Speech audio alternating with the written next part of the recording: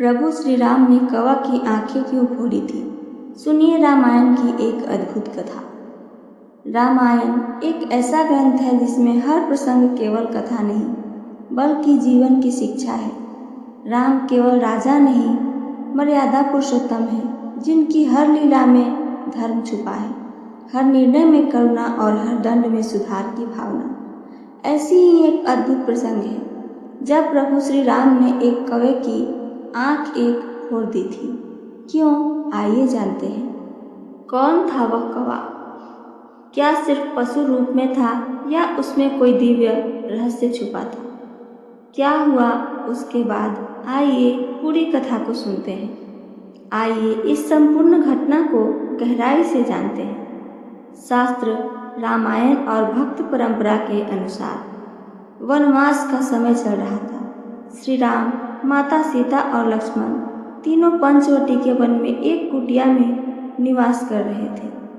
वहाँ का वातावरण शांत, दिव्य और आध्यात्मिक था। माता सीता प्रभु की सेवा में लीन रहती। लक्ष्मण पूरे समय दोनों की रक्षा और सेवा करते। प्रभु राम भी तपस्वी रूप में रहकर वन के प्राणियों और ऋषियों से मिलते। सभी दिन शांति से बीतते जाते थे। एक दिन की घटना। शांत दोपहर में हलचल। एक दोपहर थी। प्रभु श्री राम माता सीता की गोद में सिर रखकर विश्राम कर रहे थे। वातावरण में मंद मंद पवन चल रहा था। पशु पक्षी शांत थे। उसी समय आकाश से एक कौवा वहां उतरा। वह साधारण कौवा नहीं था, वह था इंद्र का पुत्र जयंत, जो कौवे का रूप धारण कर वहां आया था। जयंत इंद्रपुत्र का अहंकार। जयंत स्वर्गलोक का वासी था। उसे अपने रूप, शक्ति और अस्तित्व पर गर्व था। उसने पृथ्वी पर विचरण करते समय देखा कि एक तपस्वी वेशधारी युवक एक सुंदर स्त्री की गोद में सोया है।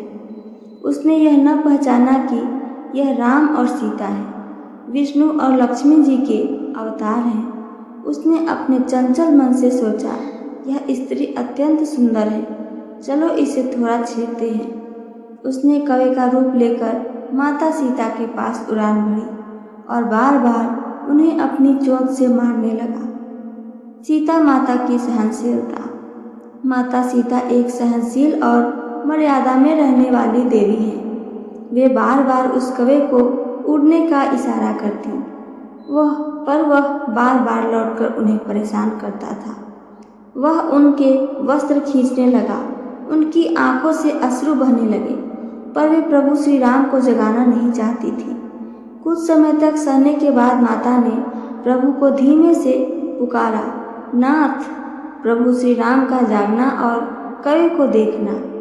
प्रभु की नींद टूटी। उन्होंने जैसे ही देखा कि एक कौवा माता को चोंच मार रहा है और उनकी मर्यादा को भंग कर रहा है, उनका स्वरूप बदल गया। उनकी आंखों में तेज उत्पन्न हुआ। उन्होंने भूमि से एक सूखा तिनका उठाया और उसे ब्रह्म शक्ति से युक्त कर दिया। वह तिनका अब बन चुका था ब्रह्मास्त्र। जयंत का भय और वहां से भागना। जैसे ही तिनका छोड़ा गया, वह कौवे के पीछे उड़ चला।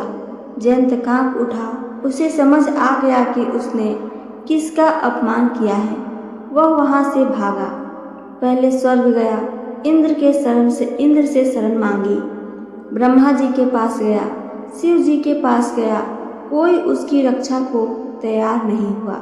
सभी ने कहा, तूने जिनका अपमान किया है उन्हीं की शरण ले जाकर। शरणागति प्रभु के चरणों में। आखिरकार जयंत वापस पृथ्वी पर आया। कौवे के रूप में श्री राम के चरणों में गिर पड़ा। प्रभु, मैं अपराधी हूँ, क्षमा करें, मैंने आपको नहीं पहचाना। मेरी दृष्टि पाप से भर गई थी उस समय। प्रभु श्री राम ने कौवे से कहा, दोष क्षमा किया जा सकता है, लेकिन धर्म की रक्षा के लिए दंड भी आवश्यक है। उन्होंने तिनके को वापस नहीं बुलाया और वह कौवे की एक आंख में जाकर धंस गया। कौवे की एक आंख फूट गई, पर जीवन तो बच गया। कौवे की एक आंख फूट गई, वह तड़प उठा पर उसने फिर सिर नहीं उठाया। उसने चरणों में सिर रखकर प्रभु श्री राम से कहा, प्रभु, दंड उचित है, पर आपने मेरा जीवन बचाया, इसके लिए कोटि कोटि धन्यवाद। प्रभु मंद मंद मुस्कुराए। तूने गलती की, दंड पाया, अब तू मेरी शरण में है, इसलिए तुझे वरदान भी मुझसे मिलेगा। श्री राम द्वारा दिया गया अद्भुत वरदान कवि को। पहला, पितरों का प्रतीक बनने का वरदान।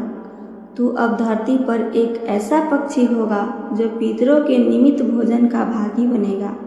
जब भी कोई श्राद्ध करेगा वह तुझे अर्पण देगा। जो तुझ पर अन्न चढ़ाएगा उसका तर्पण सफल होगा। इसलिए आज भी श्राद्ध में कवि को बुलाया जाता है, उसे भोजन कराया जाता है। दूसरा, तुझे कोई मार नहीं सकेगा जब तक तू अपवित्रता न फैलाए तब तक।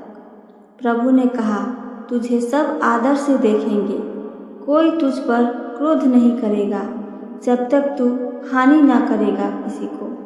तीसरा, तेरी संतान को भी यह पहचान मिलेगी, तेरी संतानें युग तक पितरों की प्रतीक बनी रहेंगी और तू सबको यह सिखाएगा कि स्त्री की मर्यादा भंग करने वाले को दंड मिलता है। इस कथा से जीवन की क्या सीख मिलती है, आइए जानते हैं। स्त्री की मर्यादा सर्वोपरि है, यानी सबसे ऊपर है। जिसने स्त्री को चोंच मारी उसे ब्रह्मास्त्र झेलना पड़ा। अपराधी चाहे कोई भी हो, देवता का पुत्र ही क्यों न हो, दंड उन्हें आवश्यक ही मिलता है। शरण में आने पर प्रभु क्षमा करते हैं। प्रभु तिनके को भी ब्रह्मास्त्र बना सकते हैं, वे स्वयं ही भक्ति है। आज भी क्या यह प्रथा जीवित है, आइए जानते हैं। श्राद्ध में कौवा भोजन करे तो शुभ माना जाता है। कौवे को देखकर लोग कहते हैं, कोई पितर यहाँ पे पधार रहे हैं। आइए आगे क्या है वो भी सुनते हैं। यह सब उसी वरदान का प्रभाव है। अंत में करुणा और न्याय का समन्वय है। प्रभु श्री राम ने केवल आँख फोड़ी नहीं थी, उन्होंने एक आत्मा को सुधारा था और उसे ऐसा स्थान दिया जो केवल उनकी शरण में आने से ही मिला। यह कथा केवल एक चमत्कार नहीं है, यह है स्त्री सम्मान, धर्म की रक्षा और शरणागत वत्सला की जीवंत मिसाल। तो ये थी मेरी आज की कहानी। मेरी कहानी आप सबको पसंद आई हो तो चैनल को सब्सक्राइब करके वीडियो को लाइक करना ना भूलें। साथ साथ अपना एक कमेंट करके हमें ज़रूर बताइए। सुनने के लिए धन्यवाद। जय श्री राम।